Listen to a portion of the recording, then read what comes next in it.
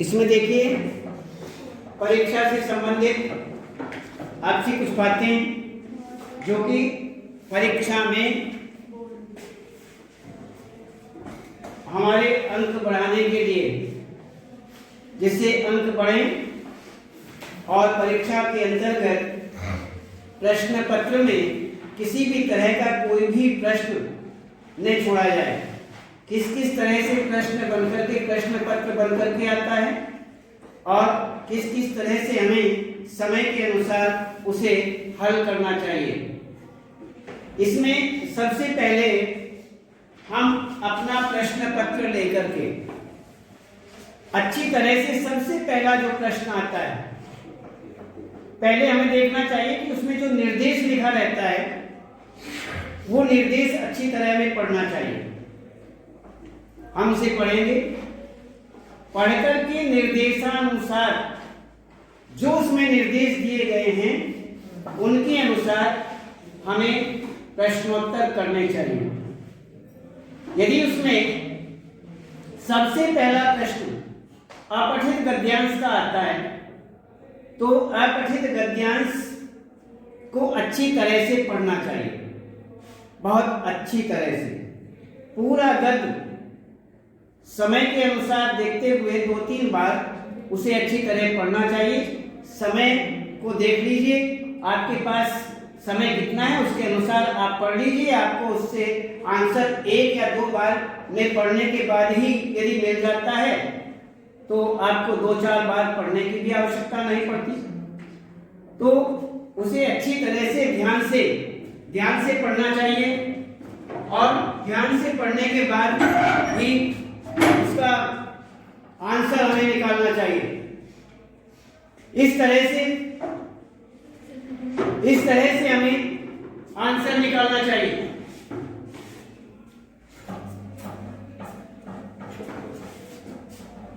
तो इस तरह हम पहला प्रश्न अपठित गद्यांश पढ़ेंगे और पढ़ने के बाद निर्देशानुसार प्रश्न के अनुसार उनका हर प्रश्न का उत्तर लिखेंगे।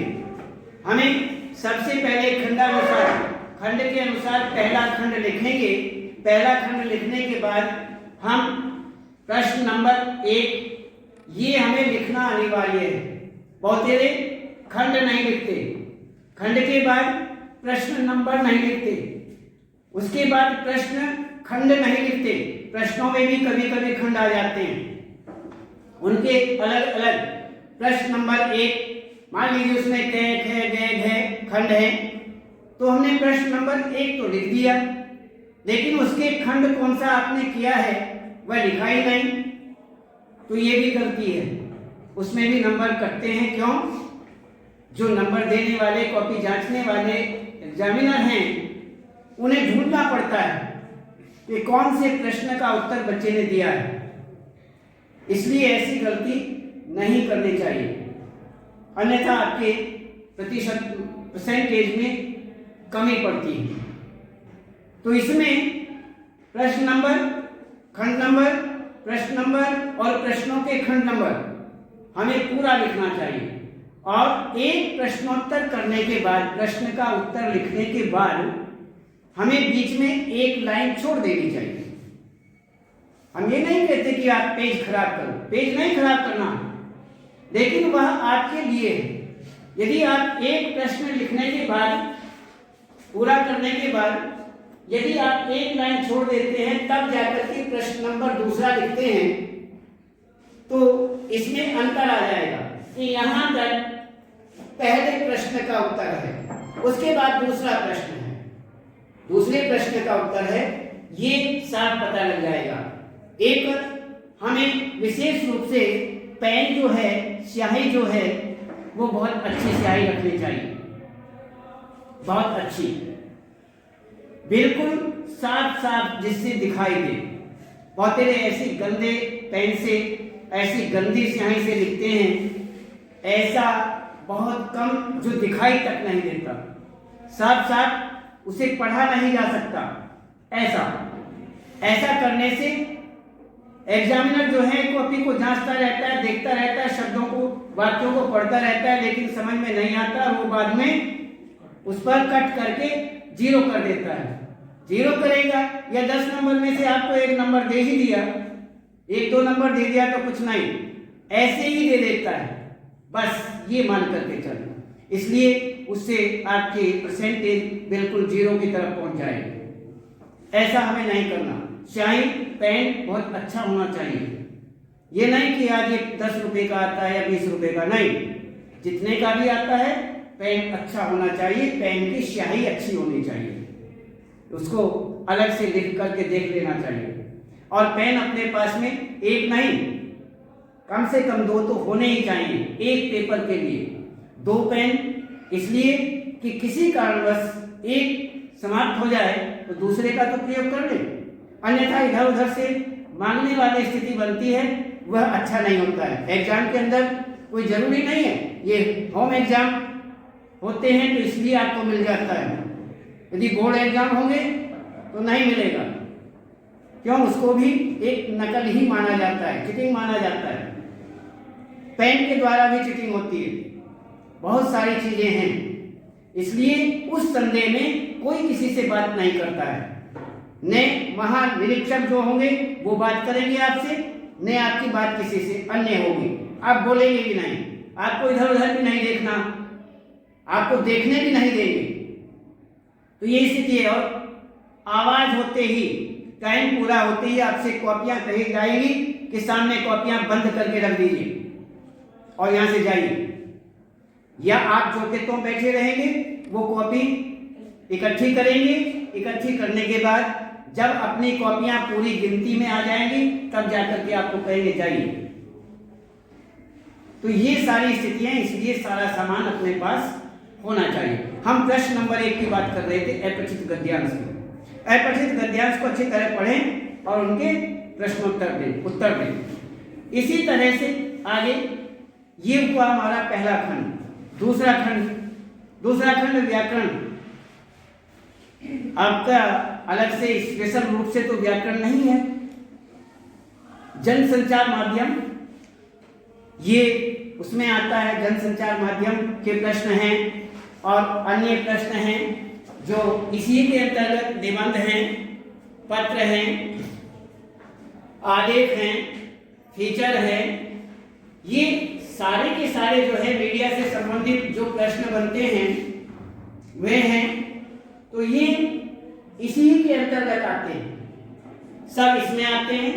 हमें खंड, वही प्रश्न नंबर अच्छी तरह से, जैसे निबंध है, आपको 3 निबंध प्रश्न पत्र के अंदर हैं, आप जो भी लिखना चाहते हैं उन्हें सहज बिल्कुल क्लियर शीर्षक लिख करके, हेडिंग लिख करके, तब जाकर के उनके नीचे हेडिंग्स बनाइए और बना करके अलग अलग हेडिंग्स दे करके उनकी डिटेल्स कीजिए, उन्हें विस्तार से लिखो और बहुत अच्छी तरह से। बहुत ही क्या करते हैं, केवल एक पेज पर ही, एक पन्ने पर ही पूरा निबंध लिख करके छोड़ देते हैं कि नहीं हो गया पूरा।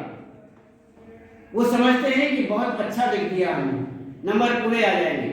1-1.5 पेज लिखा, 1-2 1.5 पेज, 1.25 लगभग पेज लिखिए और बस उसके बाद खुश हो जाते हैं कि हाँ 10 नंबर का। 10 नंबर कम नहीं होते हैं, 10 नंबर का निबंध कम नहीं होता है। और आप एक पेज पर नंबर लेना चाहें, लिखो भी कुछ नहीं, और एक वाक्य जो आपने लिखा एक शीर्षक में, उसे रिपीट करते रहते हैं, बहुत वे ऐसा करते हैं।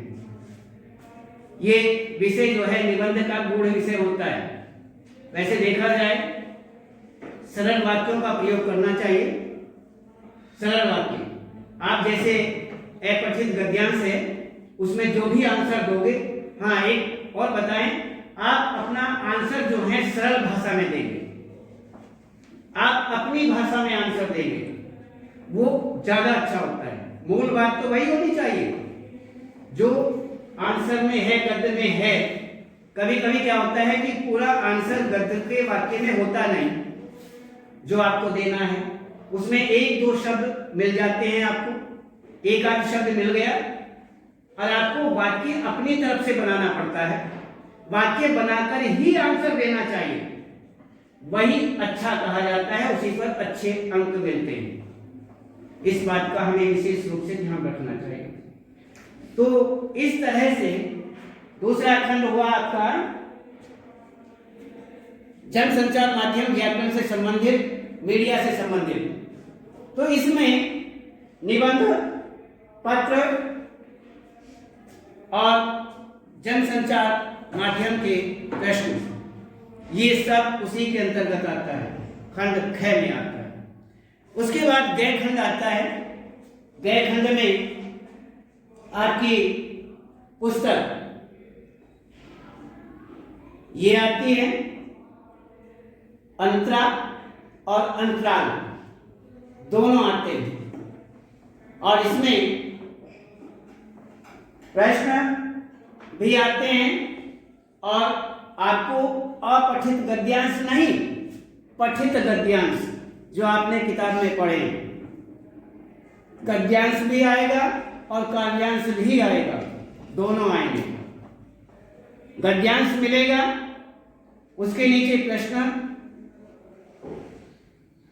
उसके नीचे व्याख्या, व्याख्या आपको करनी पड़ेगी। ये 11th है, इसमें केवल प्रश्न लिखे हुए हो नहीं, व्याख्या होती है। इसमें व्याख्या हमने आपको पहले बताई हुई है, 3 शीर्षकों में करनी है। संकेत, संदर्भ, प्रसंग, प्रसंग के बाद में व्याख्या भावार्थ, उसके बाद में विशेष। ये शीर्षकों के अंतर्गत हमें व्याख्या करनी चाहिए। और इसमें व्याख्या के बाद में कुछ गद्य, यदि गद्यांश का आपसे व्याख्या कराए तो गद्यांश के जो पाठ हैं, जो पठित पाठ आपके हैं, उनमें से प्रश्न बन करके आएंगे पठित पाठ में से, और वह भी आपको करने पड़ेंगे। इसी तरह से काव्यांश आएगा, काव्यांश की व्याख्या होगी, और काव्यांश की व्याख्या के बाद में उसी ही काव्यांश के पठित पाठों में से आपको प्रश्न पूछे जाएंगे, उनका आपको आंसर देना होगा, उनके उत्तर भी देने होंगे। फिर उन्हीं में से, ये तो व्याख्या हुआ, एक काव्य सौंदर्य, काव्य सौंदर्य का प्रश्न बनकर के आएगा। उसमें 2-3 काव्य सौंदर्य के लिए आपको काव्यांश दिए जाएंगे। उसमें काव्यांश आते हैं, न कि गद्यांश, काव्यांश आएंगे, और वह आपको करने पड़ेंगे। वो भाव पक्ष, कला पक्ष, शिल्प पक्ष, शिल्प सौंदर्य या कला सौंदर्य के अंतर्गत आपको काव्य सौंदर्य पूरा करना पड़ेगा। इसमें ये हुआ, और इसमें व्याख्या, काव्य सौंदर्य, और एक कवि या लेखक, कवि या लेखक की जीवनी, काव्य से संबंधित विशेषताएं, गद्य से संबंधित उसकी विशेषताएं क्या क्या हैं, कवि या लेखक। कवि में कवि या कवयित्री, लेखक में लेखक या लेखिका। समझ आए? बहुत ही गलती करते हैं, इसमें ये गलती हमें नहीं करनी। जैसे कवि, कवि तो एक पुरुष, काव्य लिखने वाले, रचना करने वाले जो पुरुष वर्ग के हैं वह होता है। इसमें कवयित्री, कवित्री ये स्त्रीलिंग वर्ग में आता है। दोनों हो गए, दोनों कवि हैं, अर्थात कवित्री ये स्त्री से संबंध, महिला से संबंधित, और ये पुरुष से संबंधित। ठीक, यदि वहां पर यदि कोई स्त्री, महिला है, उसने कविता लिखी है, तो उसको आप ये लिखेंगे कवित्री, और यदि पुरुष है तो कवि लिखेंगे। इसी तरह से जो गद्य पाठ हैं, गद्य पाठ हैं, उसमें आप लेखक, लेखक और लेखिका ये करेंगे। तो इस तरह से इस बातों का विशेष रूप से ध्यान रखें और इसमें पूरे के पूरे प्रश्न और कृति का नहीं, अंतराल जो है, अंतराल के प्रश्न भी उसमें कई प्रश्न बन करके आते हैं, उनका हमें विशेष रूप से सभी का ध्यान रखना चाहिए। और कल बताएं।